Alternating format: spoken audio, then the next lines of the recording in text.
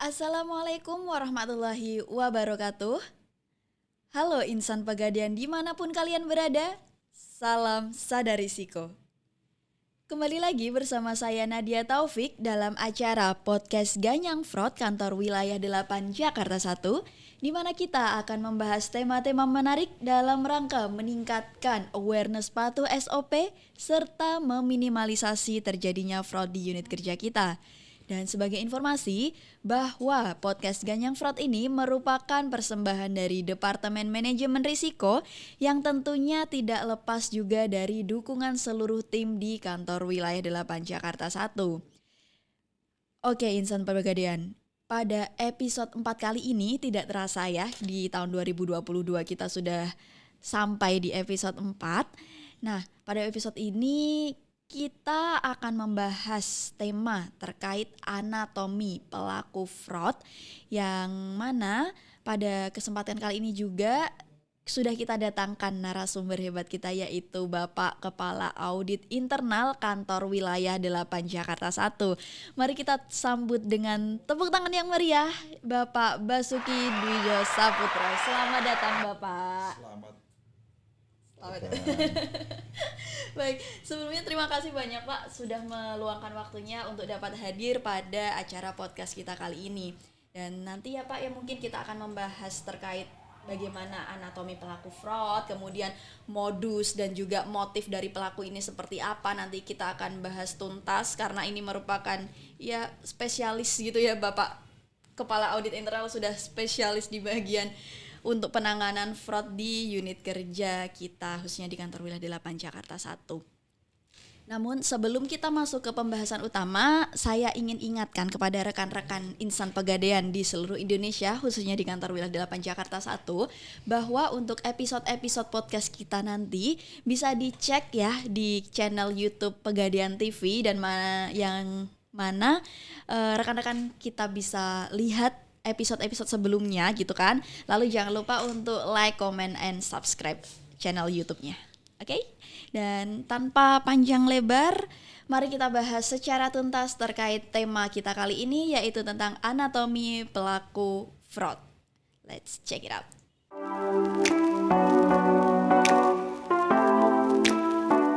Oke insan Pegadaian, sebelum kita masuk ke pembahasan utama kita, mungkin dari beberapa insan Pegadaian di kantor wilayah 8 Jakarta 1 khususnya ya, ada yang belum terlalu tahu nih tentang Pak Basuki, karena Pak Basuki juga baru masuk di Kanwil pada pertengahan tahun ini ya Pak ya. Jadi mungkin dari Bapak bisa memperkenalkan diri terlebih dahulu serta mungkin menceritakan bagaimana perjalanan karir Bapak di Pegadaian. Oke, terima kasih. Assalamualaikum warahmatullahi wabarakatuh. Waalaikumsalam warahmatullahi wabarakatuh. Perkenalkan, nama saya Basuki Dwijo Saputra. Masuk ke Pegadaian tahun 2000. Posisi yang pernah saya alami sebagai penaksir, sebagai pengelola agunan, yang dulu itu sebagai pemegang gudang ataupun sebagai kasir. Pada tahun 2006 saya sempat dimutasi ke Kanwil Utama Jakarta 3 di cabang Cilamaya. Kemudian karena saya pernah menangani kreasi yang cukup besar, akhirnya di tahun 2008 saya kembali lagi ke cabang Gunung Kidul untuk menangani kreasi lagi. Berarti awal penempatan di Gunung Kidul Pak? Awal penempatan di Jogja, tapi di seputaran Jogja sudah keliling ke beberapa cabang ataupun outlet. Baru pada tahun 2010 ada lowongan untuk auditor, saya mencoba dan tertarik untuk bisa masuk ke auditor. Dan alhamdulillah lolos penempatan sebagai auditor muda di KDP Serang. Banten. Itu masuknya dulu Jakarta juga Pak? Iya, masuk Jakarta. Terus kemudian di tahun 2019 saya di KDP Bandung, sekaligus promosi sebagai madya, dan baru pada tahun 2022 saya dipercaya oleh perusahaan untuk menduduki jabatan sebagai Kepala Audit Intern di Jakarta 8. Baru pada tanggal 7 Juni 2022 saya serah terima jabatan dari KAI yang lama, Bapak Andrizal, ke saya. Mungkin sekilas gambaran perjalanan karir dari awal masuk ke Pegadaian sampai saat ini. Kira-kira begitu, Mbak. Oke, berarti Bapak kurang lebih 10-11 tahun di operasional, kemudian 10-11 tahun juga sebagai auditor gitu ya? Kira-kira begitu. Berarti ini kalau dilihat berarti Bapak udah setengah-setengah yang, maksudnya kayak pengalamannya itu seimbang gitu Pak, antara operasional sama sebagai auditor. Jadi paham banget ya Pak di operasional kayak apa. Insya Allah dan paham. nanti dari sudut pandang auditornya juga seperti apa. Karena kalau kemarin-kemarin kan mungkin kita melihat atau melihat kasus-kasus fraud itu dari segi manajemen gitu, dan sekarang dari segi auditornya. Saya agak deg-degan nih sebenarnya interview Bapak KAI ini. Oke Pak. Karena kan Bapak ini hitungannya baru beberapa bulan, 1 bulan ya, 1 bulan setengah mungkin di kantor wilayah 8 Jakarta 1. Mungkin bisa di-share Pak gitu terkait gambaran Bapak gimana sih kondisi karyawan di Kanwil 8 Jakarta 1 ini, apakah mereka sudah patuh dengan SOP atau seperti apa, mungkin bisa menjadi gambaran gitu terkait gimana perilaku kita di sini kayak gitu. Kalau melihat posisi dari Januari sampai bulan Juni, untuk posisi Jakarta 1 itu baru ada 1 kasus. Jadi di kanwil lain mungkin sudah banyak kasus. Alhamdulillah di Jakarta 1 itu baru 1 sampai posisi 30 Juni. Semoga nggak nambah ya Pak. Ya. Nah, dengan adanya sedikit kasus itu menandakan seluruh karyawan itu paling tidak sudah paham terhadap SOP ataupun mungkin paham terhadap dampak dari perbuatan yang melanggar SOP. Jadi paling tidak dengan adanya kepahaman terhadap SOP ini bisa menekan terjadinya penyimpangan terhadap SOP. Oke Bapak. Tapi mungkin Bapak bisa menceritakan ya dari kasus-kasus yang pernah Bapak tangani sebelum-sebelumnya gitu, nggak harus di Jakarta 1. Kira-kira modus atau motif orang-orang untuk melakukan fraud ini apa sih Pak gitu? Saya pernah menangani sebuah kasus yang menurut saya sangat unik dan itu cukup sulit untuk bisa menemukan. Jadi pada waktu itu ada nasabah kreasi, orangnya masih hidup tapi dilaporkan meninggal oleh karyawan, waktu itu BPO kalau tidak salah. Setelah dilaporkan meninggal, diajukan klaim. Nah, ternyata dari asuransi itu klaimnya bisa turun. Nah, pada saat saya masuk, saya menghitung klaim yang sudah turun berapa dan siapa saja. Ternyata ada 1 berkas itu tidak kami temukan. Kemudian saya coba menanyakan ini berkasnya kemana. Baru 3 hari berkas tersebut baru diserahkan ke saya. Seyogianya ketika berkas pengajuan klaim sudah turun, itu mestinya kan disimpan dalam tumpukan berkas yang sudah terima klaim. Dari waktu 3 hari itu insting saya jalan. Kenapa mengambil berkas yang klaimnya sudah turun aja sampai berhari-hari sampai 3 hari.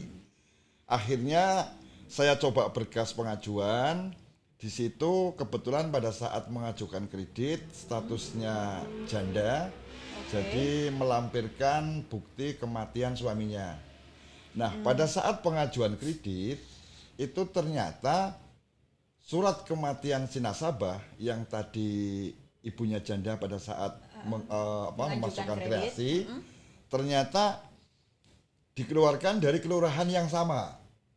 Tetapi saya perhatiin dari form tulisan itu ada perbedaan.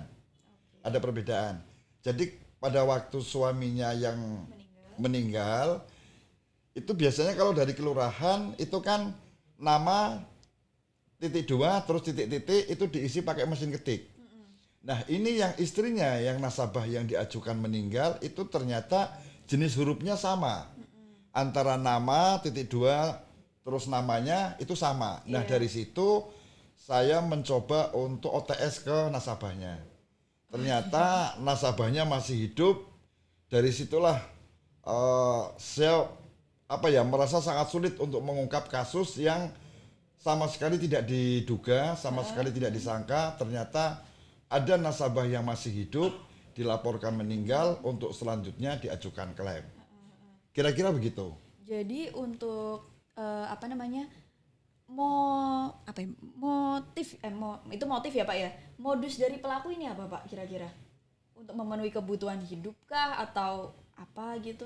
Kalau motifnya jelas lah untuk keuntungan diri sendiri, karena pada waktu itu ada karyawan yang numpang kredit. Oke. Jadi seharusnya itu pinjaman 20 juta, tapi ternyata dinaikin menjadi 70 juta. Nah, secara otomatis si karyawan itu mendapatkan pinjaman 50 juta tanpa jaminan, dia dompleng ke nasabahnya. Karena nasabahnya ini niatnya baik, dia tetap mengangsur. Angsuran 1, 2, 3 lancar, karena kan si karyawan tadi harus menggabungkan dengan angsuran dari nasabahnya. Nah, setelah angsuran yang keempat, baru sudah mulai batuk-batuk. Nah, inilah awal mula diajukan klaim, karena kenapa memilih klaim meninggal? Karena dengan diajukan klaim meninggal, itu tidak ada subrogasi. Oh, nggak ngirim subrogasi. Tidak ada subrogasi ke asuransi. Jadi, kalau klaimnya turun, selesai, tidak ada subrogasinya, BPKB bisa langsung diserahkan ke nasabahnya. Itu modusnya seperti itu, modusnya. Tapi dengan adanya perkembangan zaman nih Pak, Bapak sudah dapat ini nggak sih modus baru gitu terkait, kalau tadi kan benar-benar mungkin karena memenuhi kebutuhan hidup gitu ya. Ada nggak sih kayak karyawan kita yang modusnya ini karena terlilit hutang atau bahkan malah mungkin ikut judi online, kan sekarang lagi banyak betul. Gitu kan Pak. Ada nggak sih karyawan kita yang kayak gitu? Dan kira-kira ciri-cirinya itu seperti apa gitu? Justru akhir-akhir ini itu kasus banyak muncul didominasi oleh kaum milenial ya. Artinya di usia 40 tahun ke bawah. 40 tahun bawah. Motifnya karena memang terjerat pinjaman online. Jadi awalnya dia pinjam online, terus sampai akhirnya bertumpuk-tumpuk aplikasi, bisa sampai 26, bahkan pernah sampai 40 aplikasi pinjaman online. Nah, untuk menutup pinjaman online tersebut biasanya mencoba melakukan fraud di dalam perusahaan. Oke, Bapak. Nah, berarti kan apakah ada pergeseran gitu Pak dari pelaku yang dulunya mungkin di range usia berapa, terus sekarang jadi berapa, itu dari SPI sendiri, dari Pak KAI, ada nggak sih identifikasi itu? Setiap bulan saya kan membuat laporan, jadi tipologi terkait dengan pelaku fraud. Biasanya itu didominasi memang dari usia 40 ke bawah. 40 ke bawah. Dan jenis kelamin itu malah lebih banyak ke wanita. Ke wanita. Apakah mungkin karena tuntutan dari suaminya atau mungkin dari gaya hidupnya. Gaya hidup. Tapi memang rata-rata kalau bisa diperbandingkan mungkin wanita 2, laki-laki 1. Perbandingannya seperti jauh lah ya. Enggak terlalu jauh sih selisihnya. Tapi ada treatment khusus gitu nggak sih Pak, yang dulu mungkin ada nggak sih, kalau misal range-nya ini lebih kita perinci lagi, misal yang melakukan fraud ini usia dari 25 sampai 35 atau 35 sampai 45, itu nanti akan ada treatment khususnya nggak sih agar ya karyawan-karyawan kita yang di rentang umur segini itu tidak melakukan fraud? Kami dari sisi auditor itu selalu memberikan pembinaan baik dalam bentuk SL atau sejenis yang intinya pemahaman terhadap SOP. Karena mustahil ketika kita berbicara ganyang fraud, zero fraud, sedangkan sosialisasi terhadap ketentuan-ketentuan itu tidak pernah dijalankan. Seperti contoh, ketika di lapangan banyak teman-teman itu yang tidak paham ketentuan untuk menaksir barang jaminan itu diatur di mana, bagaimana prosedurnya, itu kadang nggak paham. Masih banyak teman-teman itu bekerja hanya karena kebiasaan. Dulunya aja, begini, ikut yang sudah-sudah, padahal kan aturan ini selalu berganti, menyesuaikan kondisi ataupun perkembangan yang terjadi. Kalau dari SPI sendiri ini mungkin sharing juga ya Pak. Kalau karena saya jujur belum begitu tahu terkait tugas dari SPI. Saya taunya kan SPI mengaudit, kayak melakukan BAP atau pokoknya melakukan audit gitulah ya Pak ya. Tapi untuk sosialisasi seperti itu prosesnya seperti apa sih Pak? Karena yang kemarin itu setahu saya kayak ada gap antara kesenjangan, orang-orang cabang ini takut dengan SPI karena SPI kalau datang itu ya langsung melakukan audit gitu. Bentuk sosialisasinya seperti apa dan biar rekan-rekan ini lebih aware gitu bahwa SPI ini juga mau membantu rekan-rekan yang ada di cabang. Oke, terima kasih. Jadi selama saya menduduki jabatan Kepala Audit Intern di Jakarta 1, saya memang punya program yang intinya komunikasi itu harus jalan. Jadi antara manajemen dengan SPI itu harus jalan. Saya melakukan koordinasi ke intern dulu, ke SPI, bahwasanya SPI itu berfungsi sebagai strategic business partner yang memiliki dua fungsi, yang pertama konsultan dan juga assuran. Nah, kapan SPI itu bisa melakukan pembinaan ataupun sharing and learning? Pada saat selesai dilakukan audit, saya meminta ke seluruh tim untuk dilakukan closing temuan. Jadi seluruh personil yang ada di cabang plus UPC-nya dikumpulin menjadi satu, disampaikan. Nah, karena fungsi konsultan ini itu paling tidak SPI harus bisa menjembatani. Ada permasalahan apa yang di lapangan ataupun kesulitan-kesulitan apa yang di lapangan bisa dikomunikasikan dengan SPI. Nah, disinilah fungsi SPI sebagai strategic business partner. Dan alhamdulillah untuk 1,5 bulan ini SPI yang ada di Jakarta 1 sudah cukup komunikatif, sudah bisa menjalin dengan teman-teman. Bahkan saya meminta seluruh auditor itu harus terlibat dalam seluruh kegiatan yang sifatnya untuk peningkatan kinerja. Jadi saya meminta seluruh auditor membuat grup WA untuk seluruh wilayahnya. Jadi komunikasi di situ akan jalan. Jadi mustahil ketika SPI bisa sayang terhadap auditinya kalau tidak saling mengenal. Jadi ketika sudah ada grup, paling tidak kan bisa saling mengenal, bisa untuk saling menyayangi dalam artian yang positif ya, kita kinerja untuk SL. Oke Pak, kalau dari ini Pak, saya ingat banget nih yang kemarin ada Three Line Defense of Risk.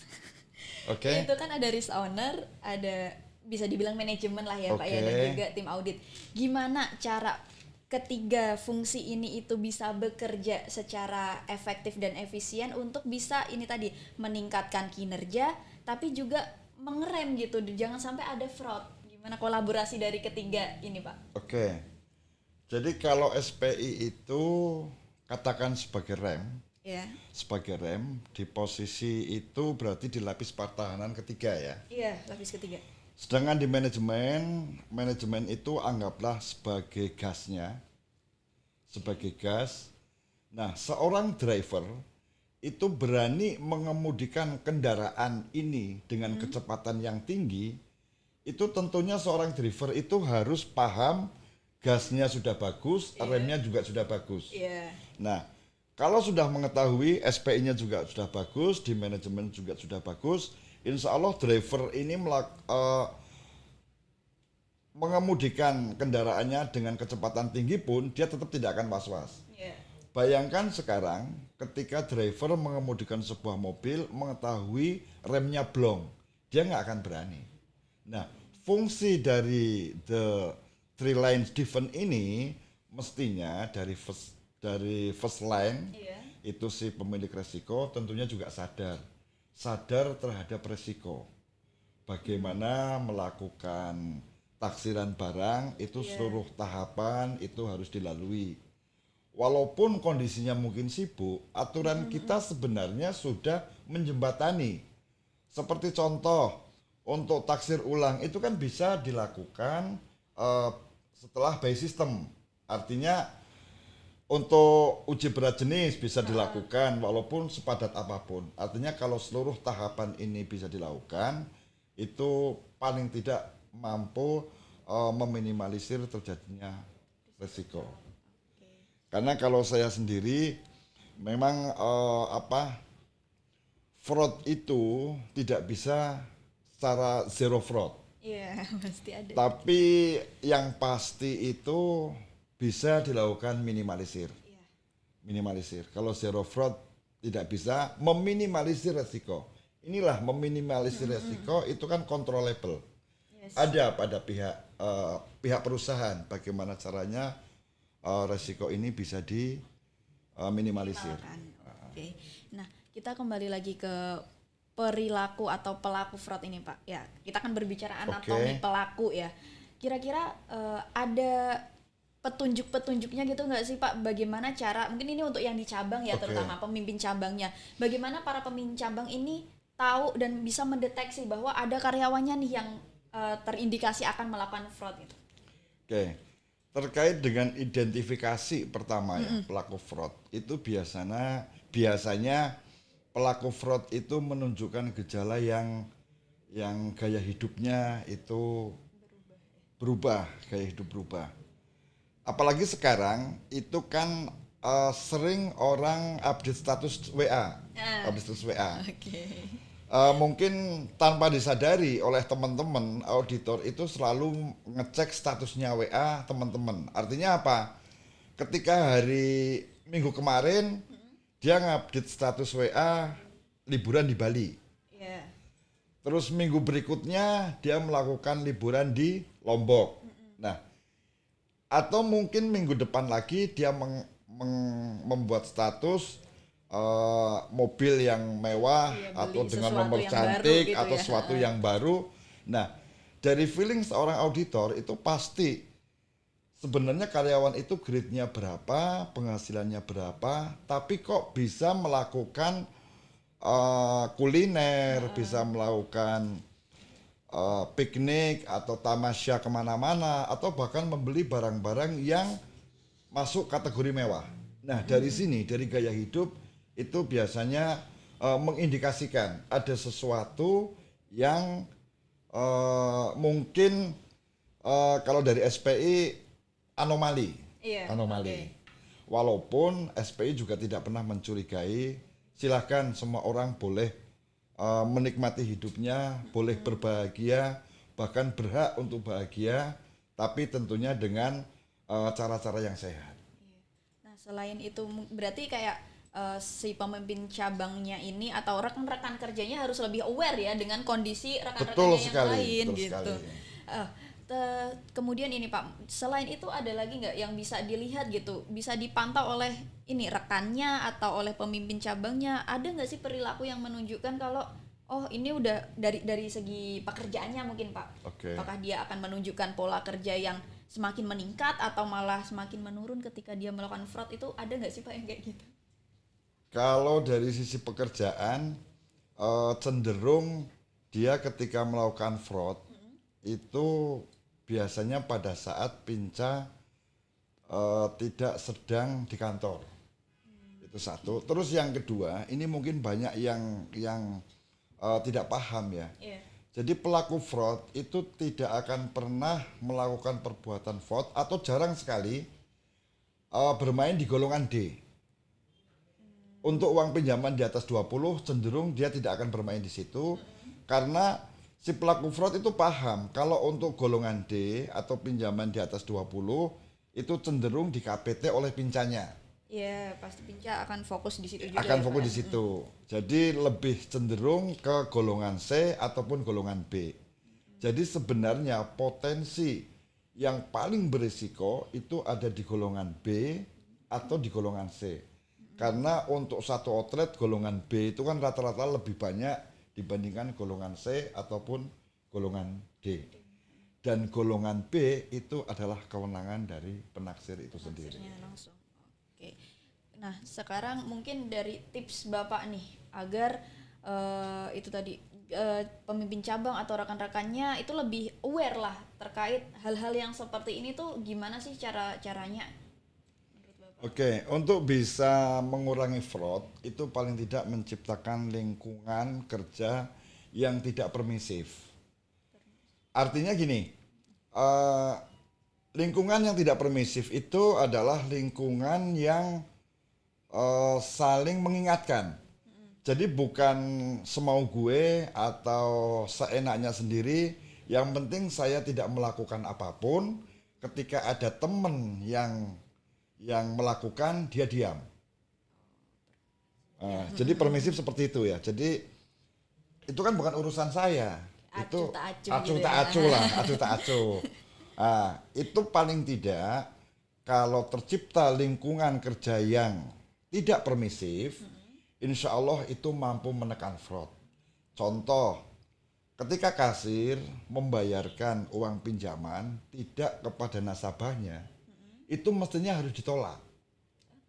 Gimana nih Pak maksudnya? Kasir membayarkan tidak kepada nasabah yang tertera di FPK, di SBG ya. Oke. Jadi di SBG katakan namanya bunga, tapi ternyata yang datang itu bukan si bunga. Karena bunga itu kan mengidentifikasikan itu adalah nasabah perempuan. Ternyata mungkin nasabahnya perempuan, tapi itu bukan bunga. Nah, ini tetap dibayarkan. Nah, seharusnya pengendalian yang ada di outlet itu sudah mampu menekan fraud ketika ada kejadian yang seperti tadi. Harus saling mengingatkan. Harus saling mengingatkan. Iya benar sih Pak. Kalau mungkin pesan Bapak terkait mungkin pelaksanaan ini biasanya adanya fraud itu kan karena kurangnya waskat, kemudian pemimpin cabang tidak melakukan supervisi, padahal waskat bisa disupervisi kan Pak. Betul. Mungkin terkait hal-hal itu bisa Bapak sampaikan gitu kepada seluruh rekan-rekan insan pegadaian yang ada di sini. Oke. Memang benar juga pelaksanaan waskat yang masih minim itu bisa menjadi salah satu faktor penyebab terjadinya fraud. Iya. Banyak pertimbangan kenapa Pinca belum melakukan waskat. Apakah karena mungkin sulit memenuhi kewajiban, apakah karena memang formasi atau apa. Nah, padahal untuk waskat sendiri ini kan kewenangan dari Pinca yang tidak bisa ditawar lagi. Iya. Apapun itu harus dilakukan, tidak melihat kondisi, tidak melihat jarak. Karena jabatan sebagai pemimpin cabang adalah melakukan waskat, melakukan pembinaan kepada seluruh outlet yang ada di wilayahnya. Iya. Ketika Pinca tidak bisa melakukan waskat, mungkin bisa mendelegasikan.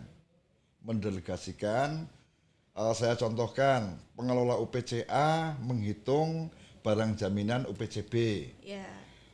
Pengelola UPCB menghitung barang jaminan UPCC. Iya. Pengelola UPCC menghitung barang jaminan UPCA. Itu kan bisa. Iya, bisa. Yang penting ketika sudah 3 bulan, Pinca itu harus menghitung sendiri.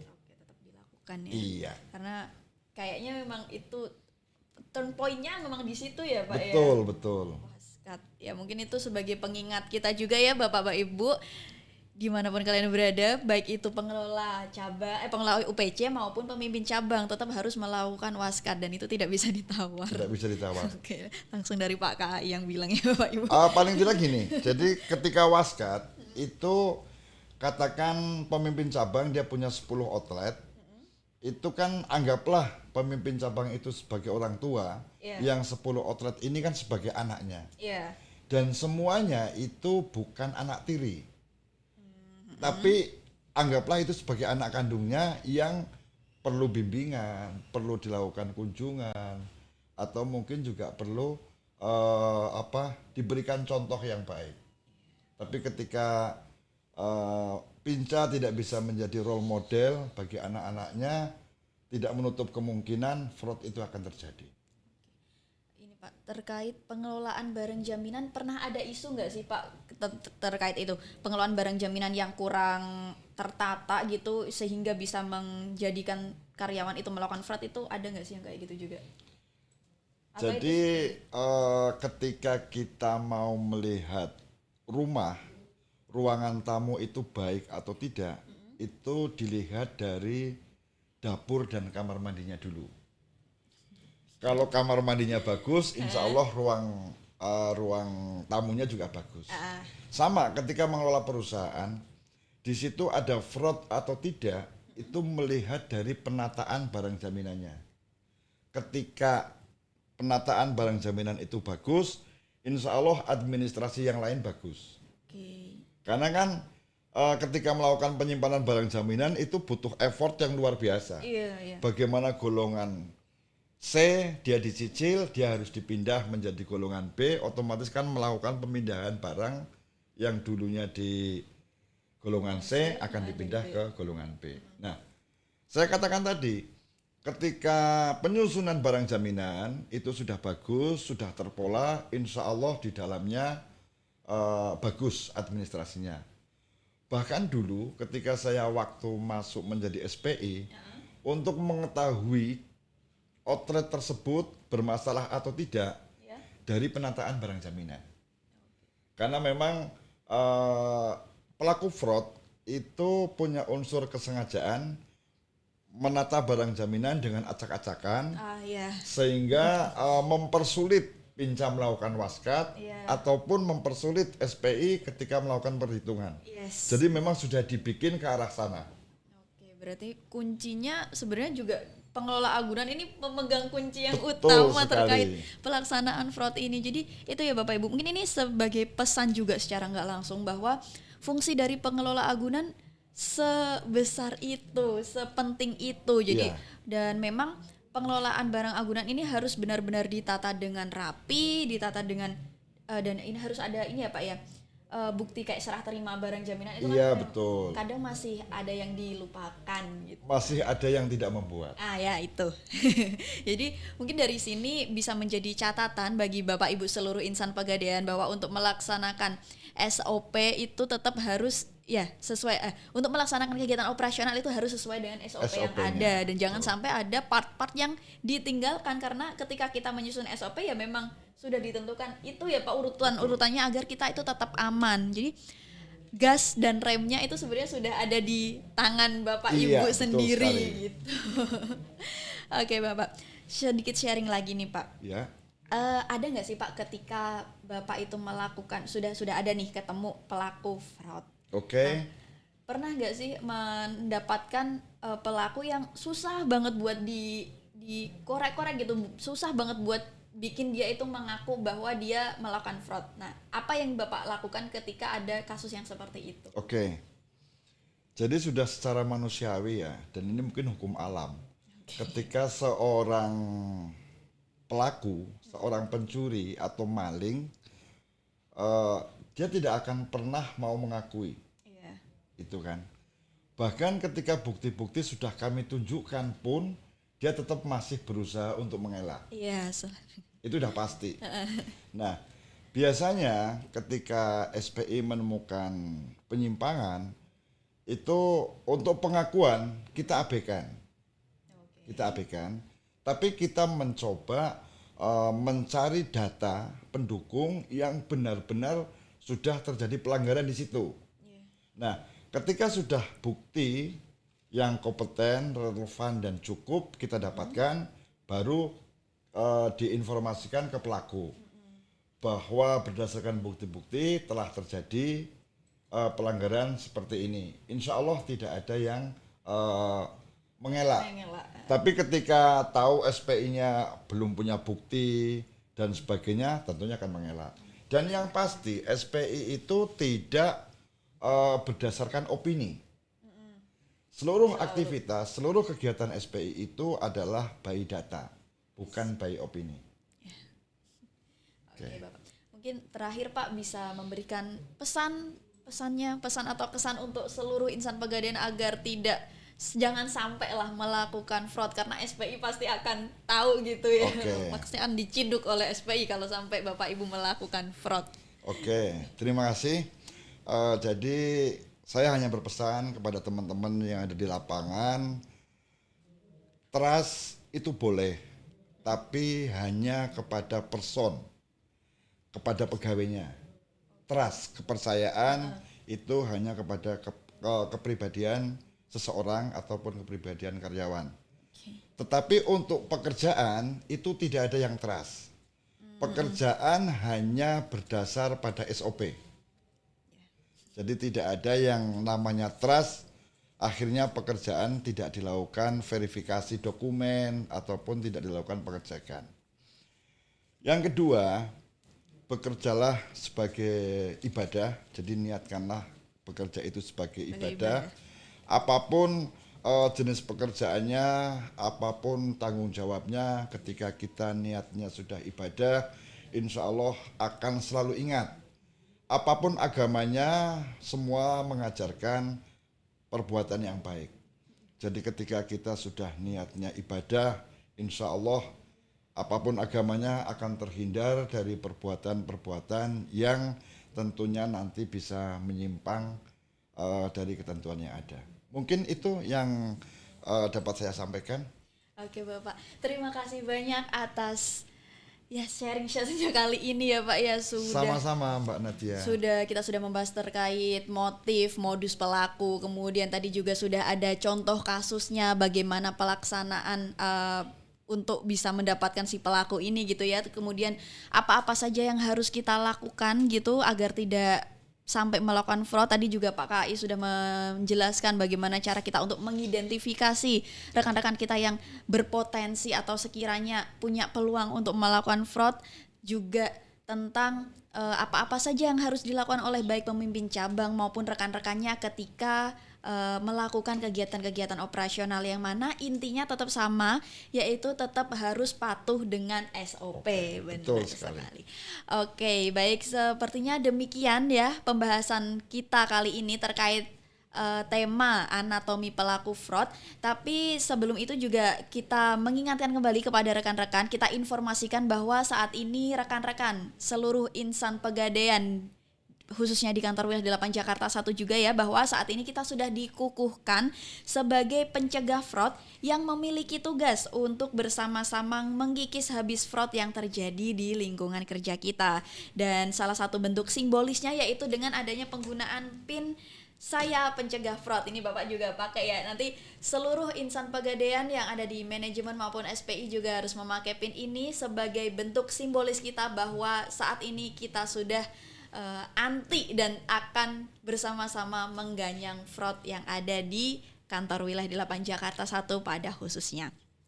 Oke, mungkin cukup sekian dari podcast kita kali ini. Sangat alhamdulillah banyak sekali insight yang bisa kita dapatkan dari Pak Basuki. Terima kasih banyak Bapak atas waktunya sekali lagi. Sama-sama. Dan kita akan bertemu di podcast-podcast selanjutnya. Jangan lupa untuk stay tune terus di YouTube Pegadaian TV, dan kita nanti akan bertemu di podcast Ganyang Fraud Kantor Wilayah 8 Jakarta 1 di episode berikutnya, entah dengan tema apa ya, masih kita rahasiakan. So, akhir kata saya Nadia Taufik pamit undur diri. Wassalamualaikum warahmatullahi wabarakatuh dan salam sadar risiko.